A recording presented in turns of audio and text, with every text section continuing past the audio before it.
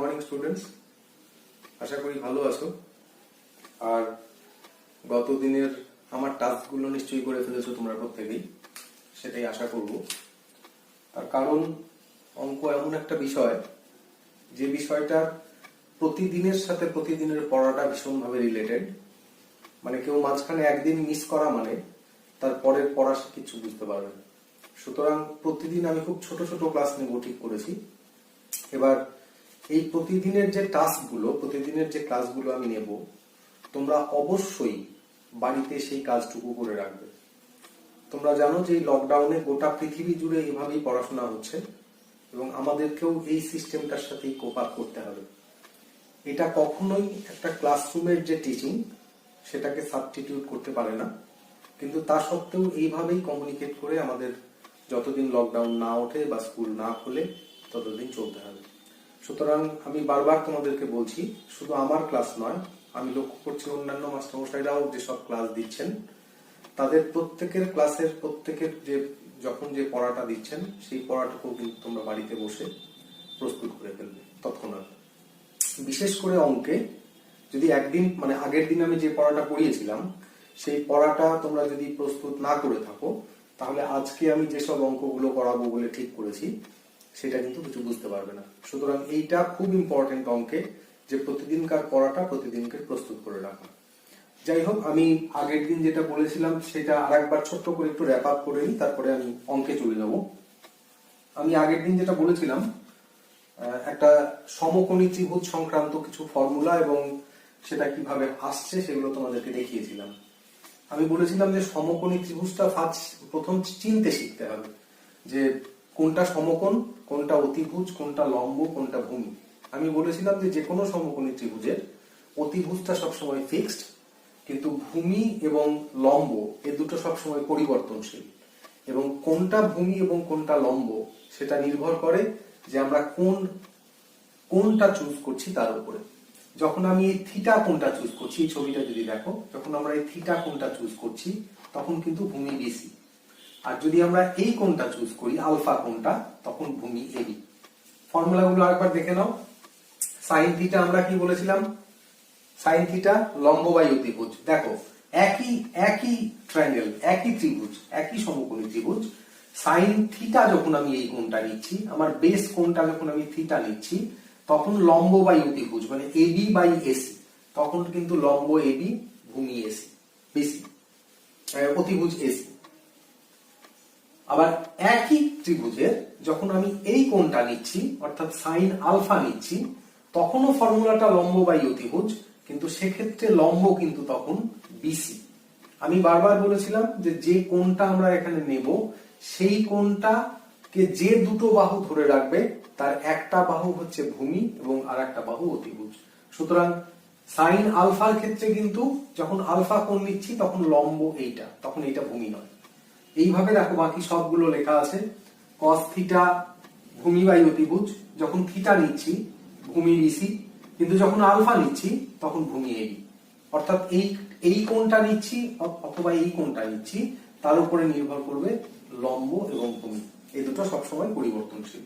তো এইভাবে মোট যে তিনটে আমাদের মেইন ট্রিকোনোমেট্রিক রেশিও বা ট্রিকোনোমেট্রিক অনুপাত, sine theta, cos theta, tan theta অথবা আলফা, এগুলো আমি লিখেছি।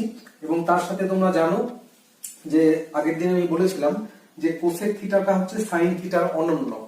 তার মানে কোসেক থিটা সমান সমান 1 বাই সাইন থিটা।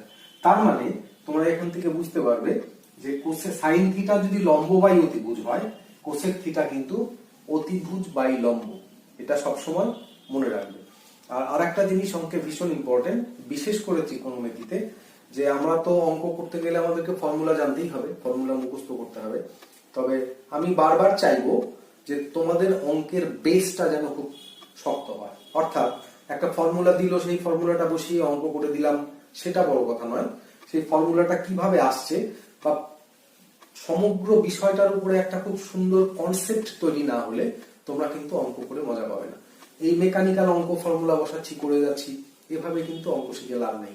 অঙ্কের যে মূল ভিত্তি, যে মূল জায়গাটা, তার ব্যবহারিক প্রয়োগ, কিভাবে সেই ফর্মুলাগুলো আসলো, এগুলো খুব সুন্দর লজিক্যাল এস্টাবলিশমেন্ট দিয়ে তোমাদেরকে বুঝতে হবে। এবং এই ব্যাপারটা যে এনজয় করতে পারবে, ভবিষ্যতে কিন্তু তার অঙ্ক করতে কোনো অসুবিধা হবে না। যাই হোক, আমি এবার সরাসরি অনুশীলনীতে চলে যাই। আজকে আমি তোমাদেরকে করাবো অনুশীলনী 23.1। আমি বলে রাখি, কিছু সিলেক্টিভ অঙ্ক আমি ঠিক করে রেখেছি, সেই অঙ্কগুলো করাবো। খুব ছোট্ট অনুশীলনী, কিছু সিলেক্টিভ অঙ্ক আমি তোমাদেরকে এখানে করে দেবো, এবং সেই অঙ্কগুলোকে আমি এমন ভাবে সিলেকশন করেছি যে এই অঙ্কগুলো কিভাবে করছি এটা যদি তোমরা বুঝতে পারো, বাকি অঙ্কগুলো তোমরা বাড়িতে করে ফেলতে পারবে। এবং অবশ্যই কোথাও কোনো সমস্যা হলে বা কোথাও কোনো অঙ্কের সলভ করতে অসুবিধা হলে আমার সাথে যোগাযোগ করবে। আর আরো একটা জিনিস বলে রাখি, গতকাল আমার ক্লাসটা দেখার পর তোমাদের মধ্যে দু একজন কিছু ফর্মুলা সম্পর্কিত কিছু প্রশ্ন ছিল। জেনে রাখো যে আমি সম্পূর্ণটা স্টেপ বাই স্টেপ পড়াচ্ছি, অর্থাৎ আমাদের যে টেক্সট বইটা আছে সেই বইয়ের যে ধারাবাহিকতা সেইটা মেনটেন করে আমি পড়াচ্ছি। কিন্তু 3 নম্বর চ্যাপ্টারের পরে ধরো একটা নির্দিষ্ট ফর্মুলা আছে, আমি কিন্তু সেটা 3 নম্বর চ্যাপ্টারের পরেই করাবো। খুশ করে মাঝখানে এসে তোমরা বলছো যে স্যার এই ফর্মুলাটা কিভাবে আসবে, এটা আমি এখন পড়াবো না। তার কারণ আমি এই বইয়ের যে ধারাবাহিকতা সেই ধারাবাহিকতাটা বজায় রেখে পড়াবো, এবং তোমরা আমার ক্লাসের সাথে সাথে শুধু তোমাদের যে টেক্সট বইটা অঙ্কের সেইটাকে ফলো করো, তাহলেই আশা করি করতে পারবে। আজকে আমি যেটা করাতে চাচ্ছি সেটা হচ্ছে অনুশীলনী 23.1, এবং এই 23.1 অনুশীলনীর সমস্ত অঙ্কগুলোই আমরা এই যে ফর্মুলাটুকু শিখেছি সেই ফর্মুলার থেকেই করতে পারবো। অর্থাৎ এই ফর্মুলাগুলো যে শিখলাম সেই ফর্মুলাগুলোরই ব্যবহারিক প্রয়োগ হচ্ছে 23.1 অনুশীলনী।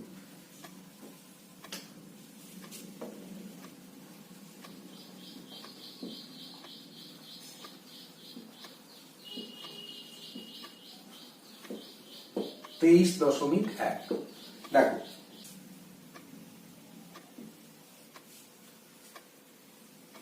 এই অঙ্কটাতে বলা আছে যদি cos থিটার মান 7/25 হয় তাহলে থিটা কোণের সকল ত্রিকোণমিতিক অনুপাতের মান নির্ণয় করি। তার মানে cos থিটা দেওয়া আছে, বাদ বাকি সমস্ত কোণগুলোর মান তোমাকে বের করতে হবে, মানে কোণের আনুপাতিক মান যেগুলো। cos থিটা দেওয়া আছে 7/25, cos থিটা দেওয়া আছে 7/25। দেখো, প্রথমেই বলে রাখি এই ধরনের অঙ্কগুলো দুভাবে সলভ করা সম্ভব। একটা হচ্ছে ছবি এঁকে যেমন আমরা করলাম, আর একটা হচ্ছে ডাইরেক্ট ফর্মুলায় বসিয়ে। এবার ডাইরেক্ট ফর্মুলায় বসিয়ে আমরা প্রথমেই করতে চাইছি না, আমি চাইছি যে এই ছবি দিয়ে আলটিমেটলি তোমরা যখন আরো হায়ার স্টাডিতে যাবে বা ক্লাস 11-12 এর ট্রিকোনোমেট্রি পড়বে, তখন দেখবে যে তখন ছবি এঁকে অঙ্ক আর করা যায় না, তখন সমস্ত অঙ্কই ফর্মুলা দিয়ে সলভ করতে হয়। কিন্তু যেহেতু তোমরা প্রথমবার শিখছো এই ট্রিকোনোমেট্রিটা, সেই জন্য কিন্তু তোমাদের কনসেপ্টটা যাতে খুব পরিষ্কার হয় সেই জন্য আমি ছবি দিয়ে এগুলোকে শেখাচ্ছি। পরবর্তীতে যখন আমরা আরেকটু ভেতরে যে ট্রিকোনোমেট্রি শিখবো, আমাদের ক্লাস 10 এর বইয়েরই যখন পরবর্তী অধ্যায়গুলো করব, তখন দেখবে যে এই অঙ্কগুলো খুব সহজেই ফর্মুলায় বসিয়ে সলভ করা যায়। আচ্ছা, যাই হোক, এটা আপাতত আমরা কিন্তু ছবি এঁকে সব প্রবলেম সলভ করব। দেখে নাও, আবার একটা ছবি আঁকি। এটা একটা সমকোণী ত্রিভুজ, মনে করি ABC, বি কোণটা সমকোণ 90 ডিগ্রি, এইটা থিটা। cos থিটা 7/25 এটা দেওয়া আছে। আমাদেরকে কি কি বের করতে হবে বলতো? আমাদেরকে বের করতে হবে sin theta, tan theta, sec theta, cosec theta এবং cot থিটা। এই বাদ বাকি সমস্তগুলো আমাদেরকে বের করতে হবে। আমাদের দেওয়া আছে cos থিটা = 7/25। আচ্ছা, cos থিটা মানে কি? এই ছবি অনুযায়ী cos থিটা মানে কি বলো? এই ছবি অনুযায়ী cos থিটা মানে কি? ভূমি বাই অতিভুজ। তার মানে BC বাই AC সমান সমান 7/25 আমরা লিখতে পারি। BC ভূমি বাই অতিভুজ cos থিটা, সুতরাং cos থিটা যদি 7/25 হয়, BC by AC 7/25 according to this figure. এবার একটা খুব ইন্টারেস্টিং প্রশ্ন, এখানে তো প্রশ্ন জিজ্ঞেস করা যাবে না, আমি তাও একটা হিন্টস দিই। BC বাই AC মানে 7/25, এর মানে কি আমরা বলতে পারি সুতরাং বিসি বাহুটা 7 এবং এসি বাহুটা 25, এটা কি কারেক্ট? এই যে স্টেটমেন্টটা, এই স্টেটমেন্টটা সঠিক না ভুল? এই স্টেটমেন্টটা সঠিক নয়। এই স্টেটমেন্টটা কেন সঠিক নয়? তার কারণ এটা একটা অনুপাত। বিসি 7, ধরো বিসি 7 এসি 25, তাহলে বিসি বাই এসি 7 25 মেনে নিলাম। আবার আমি যদি বলি না বিসি 14 আর এসি 50, তাহলে কত হয়? তাহলে বিসি বাই এসি কত হয়? 14/50, 2 দিয়ে কাটলে 7/25 হতে পারে। আমি বলছি যে না, এটাও ঠিক নয়, এটাও ঠিক নয়। আমি ধরে নিচ্ছি বিসি 21 এসি 75, তাহলে কত হবে? তাহলে দেখো বিসি বাই এসি সমান সমান 21/75, 3 দিয়ে যদি কাটো 7/25, তাহলে এটাও সত্য। তাহলে বিসি আর এসি এর মান কত আমরা বুঝতে পারছি না। মানে শুধু এই রেশিওটা দেখে বিসি 7 আর এসি 25 এটা কিন্তু আমরা বলতে পারি না। দেখো বিসি 14 এসি 50 হলেও এই রেশিওটা এটা হয়, বিসি 21 এসি 75 হলেও এই রেশিওটা এটা হয়। এইরকম আমি 1000টা লিখতে পারি বিসি এবং এসি এর মান, যার জন্য বিসি এবং এসি এর রেশিওটা 7/25 হয়। এই জিনিসটাকে আমাকে জেনারেলাইজ করতে হবে, অর্থাৎ বিসি এবং এসি এর এমন একটা মান আমাকে ধরতে হবে যেটা সবসময় সত্যি হয়। এটা কিভাবে সম্ভব?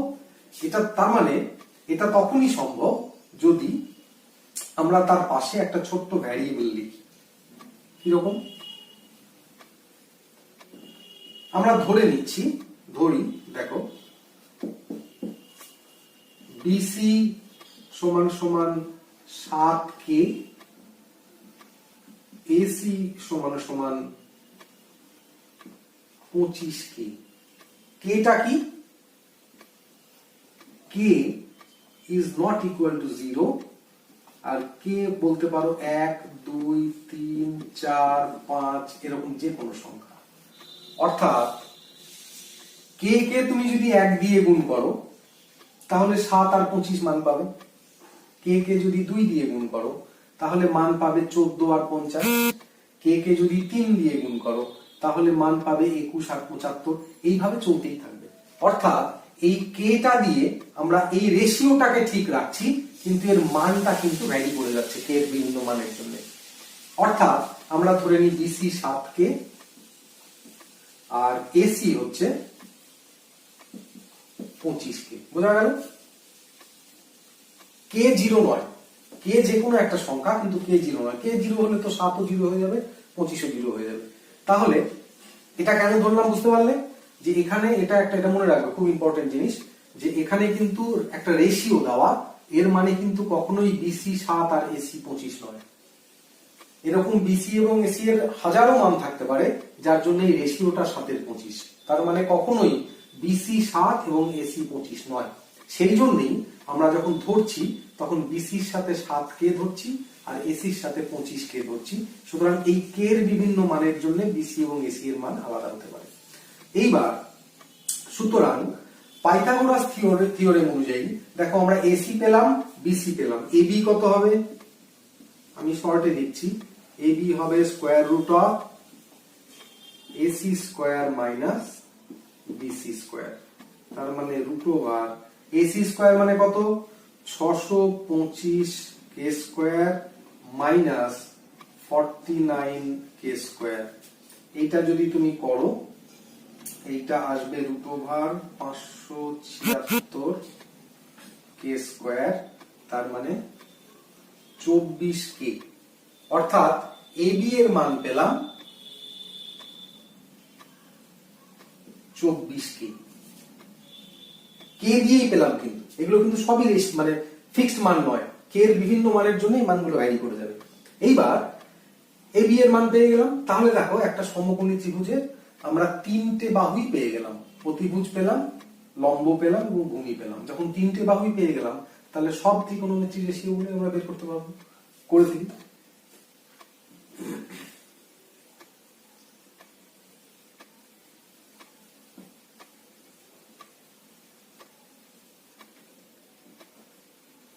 সাইন থিটা,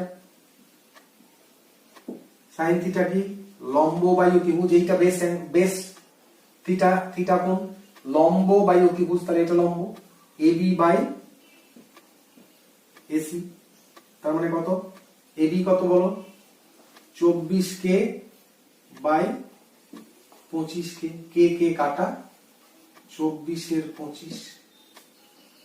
ট্যান থিটা কত বলো, ট্যান থিটা লম্ব বাই ভূমি, তার মানে এবি বাই বিসি লম্ব বাই ভূমি 24K বাই 7K, তার মানে 24 এর 7। সেক থিটা কত, সেক থিটা তো খুব সোজা, কসের উল্টো, এটা কস দেওয়া আছে 7 এর 25, তাহলে সেক থিটা কত হবে 25 এর 7, এটা কিছু ক্যালকুলেশন না করেই বলা যায়। কোসেক থিটা কত, কোসেক থিটা মানে সাইন এর উল্টো, কিছু করতে হবে না, 24 এর 25 আছে, এখানে সোজা লিখে দাও 25 এর 24। আর আরেকটা কি থাকলো কট থিটা, কট থিটা কি, কট থিটা হচ্ছে ট্যান এর উল্টো 1/tan থিটা, তার মানে এই এখানে যেটা আছে তাকে উল্টে দাও, এটা হবে 7 এর 24। দেখো তাহলে সব মানগুলো পেলাম, কস দেওয়া আছে, সাইন পেলাম, ট্যান পেলাম, সেক পেলাম, কোসেক পেলাম, কট পেলাম, তাহলে এই সমস্ত ট্রিগোনোমেট্রিক অ্যাঙ্গেল গুলো আমরা বের করে ফেলতে পারলাম। তার মানে যখনই আমাদের দুটো সাইড দেওয়া থাকবে, নিয়ম হচ্ছে পাইথাগোরাস থিওরেমটা অ্যাপ্লাই করে আরেকটা তৃতীয় বাহুটাকে বের করে নেওয়া। এবার তৃতীয় বাহুটা বের করে নেওয়া মানে তোমার সমস্ত কিছু হাতের মধ্যে থেকে গেল, এবার তোমার যেটা যখন যেভাবে খুশি অ্যাপ্লাই করে তুমি বের করতে পারবে। এটা 4 নম্বর গেল।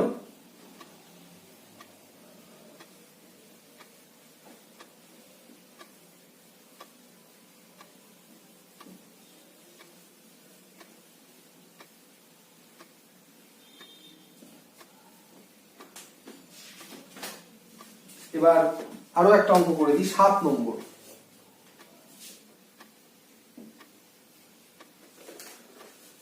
বলছে যদি cot A is equal to 4/7.5 হয়, মানে 7.5, তাহলে cos A এবং cosec এর মান নির্ণয় করি এবং দেখাই যে 1 plus cot square A সমান সমান cosec square A। একই রকম আগের অঙ্কটা যেমন করলাম একই রকম, এখানে দেওয়া আছে cot A সমান সমান 4/7.5, তাহলে তোমাকে cos A এবং cosec A বের করতে হবে, তোমাকে বের করতে হবে cos A cosec A, এই দুটো কত বের করতে হবে, এবং তারপরে তোমাকে প্রুফ করতে হবে যে 1 plus cot square A সমান সমান cosec square A, এইটা প্রমাণ করতে হবে, এটা প্রুফ করতে হবে। ছবি এঁকে ফেলি একই রকম।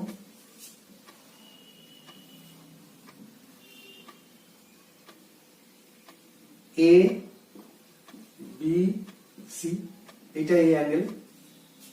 এবার cot A মানে 4/7.5, cot A মানে কি বলতো, cot A মানে কি, cot A মানে tan এর উল্টো ভূমি বাই লম্ব, তার মানে AB বাই BC। এবার cot A 4 এর 5, এইটা মানে হচ্ছে 4/7.5, তাহলে AB কত ধরবো, AB হচ্ছে একই রকম ভাবে 4K আর BC মানে 7.5K। তাহলে লিখি আমরা এবার একই রকম, ধরি AB সমান সমান 4K আর BC সমান সমান 7.5K। দেখো এখানে আমরা একটা ধরি লিখছি, কারণ এর মানগুলো আমরা ফিক্সড জানি না, যখনই আমরা কিছু ফিক্সড জানি না তার আগে একটা ধরি লিখি, এটা ধরে নিলাম। তাহলে এবার আমাদের অতিভুজটা বের করতে হবে। AC কত বলো, AC স্কয়ার, AC সমান সমান √AB square plus BC square, তার মানে √7.5 এর স্কয়ার হচ্ছে, আমি এটা পড়ে রেখেছি যাতে সময় নষ্ট না হয় তার জন্য। 7.5 এর স্কোয়ার 56.25,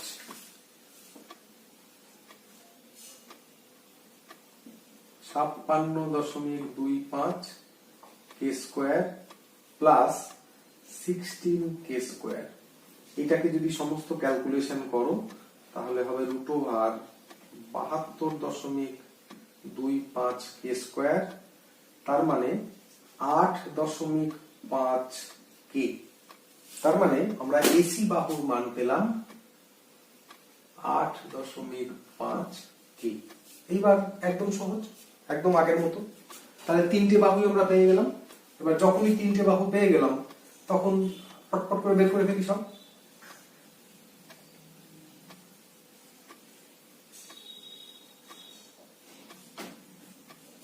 প্রথম কি বের করতে হবে? cos a। cos এর ফর্মুলা কি? ভূমি বাই অতিভুজ, মানে ab বাই ac। ভূমি কত? 4k বাই 8.5 কে। কে কে কাটা, 4 বাই 8.5। কোসেক a কত? কোসেক a সাইন এর উল্টো। সাইন হচ্ছে লম্ব বাই অতিভুজ, তাহলে কোসেকে কি হবে? অতিভুজ বাই লম্ব। তার মানে এসি বাই লম্ব হচ্ছে বিসি। তার মানে 8.5 কে বাই 7.5 কে।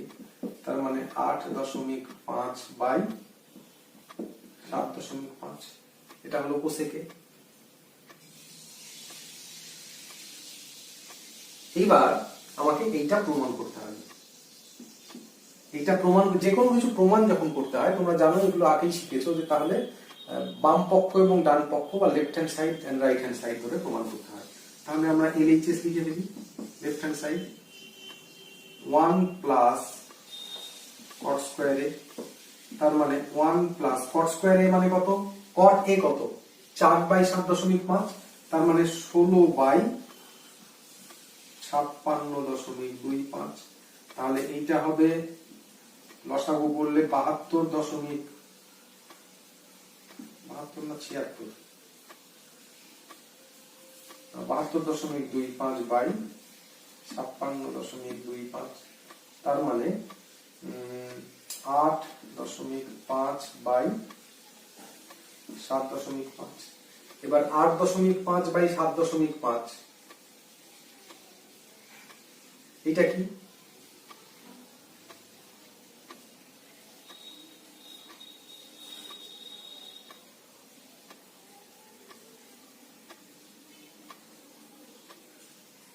এটা তো হবে না, এইটুকুই হবে, এইটুকুই হবে। এটা তো স্কোয়ার আছে, এইটুকুই হবে। এর মানে কি? এর মানে 8.5 বাই 7.5 এর হোল স্কোয়ার লিখতে পারি। এর হোল স্কোয়ার লেখা মানে এইটা কোসেক স্কোয়ারে, এইটাই হচ্ছে ডান পক্ষ বা রাইট হ্যান্ড সাইড। প্রুভড হলো। এটা বুঝতে পেরেছো সম্পূর্ণ? প্রথম কাজ আমি বারবার বললাম যে এই বাহুগুলোকে বের করে নেওয়া ইন টার্মস অফ কে, মানে সবসময় ফিক্সড ভ্যালু নয়, একটা কে ধরে নিয়ে, কে এটা একটা ভ্যারিয়েবল বা চলরাশি, সেটা ধরে নিয়ে আমরা দুটো বাহু দেওয়া থাকলে 3 নম্বর বাহুটা বের করে নেব। বের করে নিয়ে তারপরে আমাদের ফর্মুলা দিয়ে যা যা দরকার সেভাবে করে অঙ্কগুলো করতে হবে। এইবার তোমাদের সাথে কতগুলো শর্ট কোশ্চেন ডিসকাস করি। এই আশা করি এই 3টে অঙ্ক দিয়ে তোমরা 1 থেকে 8 পর্যন্ত অঙ্কগুলো সব করতে পারবে। সব একই রকম অঙ্ক, একই ভাবে করতে হবে। ছোট্টখাট্টো পারমুটেশন কম্বিনেশন বা কোথাও ছোট্টখাট্টো একটু অ্যাডজাস্ট করতে হবে। আদারওয়াইজ আমি আশা করি যে তোমরা 1 থেকে 8 পর্যন্ত অঙ্কগুলো সব পারবে, এবং এই 3টে অঙ্ক কিন্তু সমস্তগুলোকেই কভার করবে। এটা তোমরা করবে, না পারলে আমাকে হোয়াটসঅ্যাপ করবে, আমি সঙ্গে সঙ্গে তোমাদেরকে সেই অঙ্কের সলিউশন পাঠাবো। এবার 9 নম্বর, খুব ইন্টারেস্টিং। দেখো 9 নম্বরে কতগুলো শর্ট কোশ্চেন আছে, এগুলো কিন্তু আমি বারবার বলে রাখি। এই 9 নম্বরের কোশ্চেন গুলো কিন্তু এমসিকিউ এর জন্য ভীষণ ইম্পর্টেন্ট। তোমাদের মাধ্যমিকে এমসিকিউ যেগুলো আসবে 1 নম্বরের কোশ্চেন, সেগুলো কিন্তু এই রকম ধরনের কোশ্চেন আসে। 1 নম্বরটা দেখো, tan এর মান সর্বদা 1 অপেক্ষা বড়। দেখো কিভাবে করবে এই অঙ্কগুলো, মানে বুঝবে কিভাবে।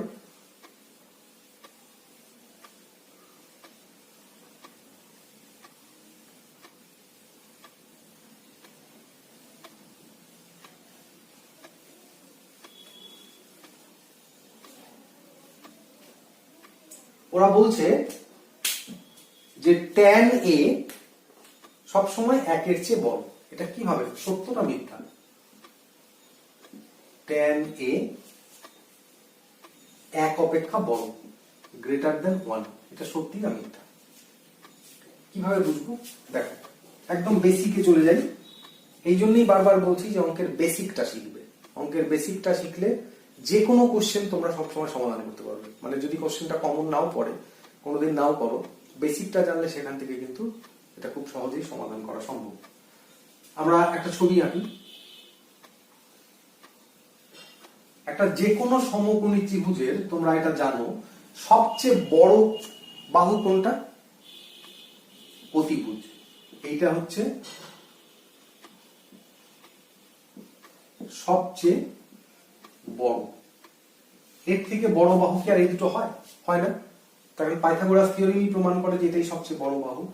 এবার tan a আর এই যে বাহু দুটো দেখছো, এই বাহু দুটো কিন্তু ছোট বড় যা খুশি হতে পারে। মানে এইটা ছোট হতে পারে, এইটা বিরাট লম্বা হতে পারে, এরকম হতে পারে, এটা সমকোণী ত্রিভুজ। অথবা এইটা বিরাট লম্বা, এইটা ছোট্ট হতে পারে, এটাও একটা সমকোণী ত্রিভুজ। কিন্তু অতিভুজটা সবসময় বড়, এইটা হচ্ছে বিগেস্ট, এইটা বিগেস্ট, আর এই দুটো কিন্তু যে কোনোটা যেরকম হতে পারে। tan a মানে কি? tan a মানে আমরা জানি লম্ব বাই ভূমি। আচ্ছা, লম্ব বাই ভূমি, এইখানে লম্বটা কত বিরাট, ভূমিটা ছোট্ট। তার মানে ধরে নিলাম লম্বটা 100, ভূমিটা 10। যদি ধরে নিই তাহলে এখানে কি হবে? 100 বাই 10, তার মানে 10, এটা 1 এর চেয়ে বড়, তাই তো? আর এইটাতে উল্টো, আমি ধরে নিলাম ভূমিটা 100, লম্বটা 10, তাহলে কি হবে? প্রথম এই ত্রিভুজের ক্ষেত্রে কি হবে? এই ত্রিভুজের ক্ষেত্রে হবে, দেখো, 10 বাই 100, মানে 1 এর 10, 1 এর চেয়ে ছোট, 1 এর 10 1 এর চেয়ে ছোট। তাহলে এখানে যে বলছে যে tan a সবসময় 1 এর চেয়ে বড় হবে, এটা কি সত্য? এটা সত্য না। তার কারণ এটা মিথ্যা। এটা মিথ্যা তার কারণ হচ্ছে যে আমি তোমাকে ছবি এঁকে দেখালাম যে একটা ত্রিভুজের ক্ষেত্রে এটা সত্য, কিন্তু যখন আরেকটা ত্রিভুজ আঁকছি তখন দেখছি এটা মিথ্যা। এবং অঙ্কে সেটাকেই সত্য বলে ধরা হয়, যেটা সব সময় সত্য হয়। Under any circumstances, under any condition, যদি সেটা সত্য হয় তবেই সেটা অঙ্কের সত্য। সুতরাং এইটা মিথ্যা। তার মানে 1 এর যে প্রথমটা, 9 এর প্রথম যে অঙ্কটা, সেটা কিন্তু মিথ্যা। এটা হচ্ছে 9 এর 1। কোশ্চেনটা ছিল tan a গ্রেটার দেন 1, এইটা মিথ্যা। 2 নাম্বারটা কি? cot এর মান 1 অপেক্ষা ছোট, cot a less than 1, এটা কি? এটা কি হবে? এটা বলবো না, এটা হোমওয়ার্ক থাক। 3, একই রকম ভাবে করবে, আমি যেভাবে করে দিলাম tan a, একই রকম ভাবে ভাববে, ভেবে বলবে যে এটা সত্যি না সত্যি না। 3 নম্বরটা কি? একটি কোণ থিটা এর জন্য sin theta is equal to 4/3 হতে পারে। sin theta is equal to 4/3, এটা কি পসিবল? এইটা পসিবল কিনা, এটা সত্য কিনা তোমাকে বলতে হবে। আবার চলে আসো সমকোণী ত্রিভুজে। sin থিটা মানে কি? লম্ব বাই অতিভুজ, লম্ব বাই অতিভুজ। আমি সবচেয়ে বড় বাহু কোনটা? অতিভুজটা। তার মানে দেখো, লম্ব বাই অতিভুজ, লম্বটা সবসময় ছোট, অতিভুজটা সবসময় বড়, আন্ডার এনি সার্কামস্ট্যান্সেস। একটা সমকোণী ত্রিভুজের লম্ব সবসময় অতিভুজের চাইতে ছোট, তাহলে উপরে হচ্ছে ছোট সংখ্যা আর নিচে হচ্ছে বড় সংখ্যা। উপরে ছোট সংখ্যা, নিচে বড় সংখ্যা, এটা সবসময় সত্য। সাইন থিটার জন্য এটা সবসময় হবে। কিন্তু এখানে কি আছে? এখানে উপরে বড় আছে, নিচে ছোট আছে। তাহলে এটা কি? তাহলে এইটা মিথ্যা। এটাও মিথ্যা। বুঝতে পেরেছো কেন মিথ্যা? তার কারণ সাইন থিটার ক্ষেত্রে সব সময় উপরে ছোট সংখ্যা থাকবে, নিচে বড় সংখ্যা থাকবে, কিন্তু এখানে সেটা উল্টো দেওয়া আছে। আচ্ছা, তারপর একটা কি 4 নম্বর, একটি কোণ আলফা এর জন্য সেক আলফা সমান সমান 12/5। দেখো সেক আলফা 12/5, এটা কি হবে? একই রকম, একদম একই রকম ভাবে করতে হবে। একটা সমকোণী ত্রিভুজ আঁকি যার অতিভুজটা সবচেয়ে বড়, সবসময় অতিভুজটা বড়। সেক আলফা মানে কি? এটা হচ্ছে আলফা কোণ। সেক আলফা কি? কসের উল্টো। কসটা কি? কসটা হচ্ছে ভূমি বাই অতিভুজ। তাহলে সেক আলফা মানে অতিভুজ বাই ভূমি। এবার আমি বলেছি অতিভুজটা সব সময় বড় একটা সমকোণী ত্রিভুজে, তাহলে অতিভুজটা যদি সব সময় বড় হয় তাহলে ওপরে বড় সংখ্যা, নিচে ছোট সংখ্যা। তাহলে এখানে ওপরে বড় আছে, নিচে ছোট আছে, তাহলে এটা সত্যি। এইভাবে তোমাদের এখানে মোট 6খানা কোশ্চেন আছে। আমি আর করে দেবো না, এই 4টে করে দিলাম, তার মাঝখানে একটা হোমওয়ার্ক থাকলো এবং শেষের গুলোর হোমওয়ার্ক থাকলো। তাহলে গোটা জিনিসটা নিশ্চয়ই বুঝতে পেরেছো, এবং এইটা এতক্ষণে এই ধারণাটা পরিষ্কার হয়েছে যে এই একটা সমকোণী ত্রিভুজের অতিভুজ, ভূমি এবং লম্ব এগুলো কত ইম্পর্টেন্ট, এবং এই অ্যাঙ্গেলটা যেটা বেস অ্যাঙ্গেল, বেসিক অ্যাঙ্গেল যেটা আমরা ধরে নিই সেটা কত ইম্পর্টেন্ট। আর তার চেয়েও সবচেয়ে বড় ইম্পর্টেন্ট যেটা অঙ্ক করার ক্ষেত্রে, সেটা হচ্ছে সাইন, কস, সেক, ট্যান, কোসেক, কট এর ফর্মুলাগুলো জানা, যে কোনটা লম্ব বাই অতিভুজ, কোনটা ভূমি বাই অতিভুজ, কোনটা অতিভুজ বাই ভূমি। এইগুলো তোমরা আশা করি জেনেছো এতদিন, দিনের ক্লাসটা যদি পড়ো, ফলো করে থাকো এবং তারপরে আমার কথা মতো পড়াশোনা করে থাকো। আর আজকে তোমাদের কাজ হচ্ছে, আজকে আমার 26 তারিখ, আজকে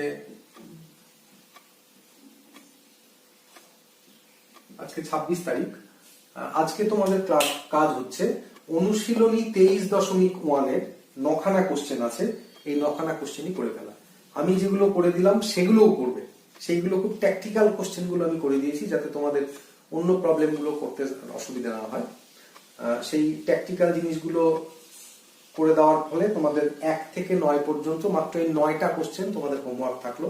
আমি কিন্তু আবার 1-2 দিনের মধ্যে আসবো ভিডিওতে, এসে আমি পরবর্তী যে অধ্যায়, সেই অধ্যায়ের রিলেটেড যে ফর্মুলা সেগুলোকে আমি তোমাদেরকে খুব বুঝিয়ে দেবো। আর এই যে অঙ্কগুলো করলাম তার মূল ভিত্তিটা কি? মূল ভিত্তিটা খুব সহজ, যে একটা সমকোণী ত্রিভুজের লম্ব ভূমিকায় করবে, এইটা বেস অ্যাঙ্গেল না এটা বেস অ্যাঙ্গেল, দুটো সাইড যে কোনো দেওয়া থাকবে, পাইথাগোরাস থিওরেম দিয়ে 3 নম্বর বাহুটা বের করবে। বাহুটা বের করবে ইন টার্মস অফ কে। কেন কে নিতে হবে তোমাদেরকে আমি বললাম, তার কারণ আমরা যে কস থিটা বা সাইন থিটার মানগুলো এখানে দেওয়া থাকবে, সেই মানগুলো সবসময় একটা অনুপাত, সেটা কখনোই ফিক্সড মান নয়, এবং সেই অনুপাতটাকে যখন আমরা ফিক্সড মানে কনভার্ট করতে যাইবো তখন আমাকে একটা ওখানে ভ্যারিয়েবল নিতে হবে।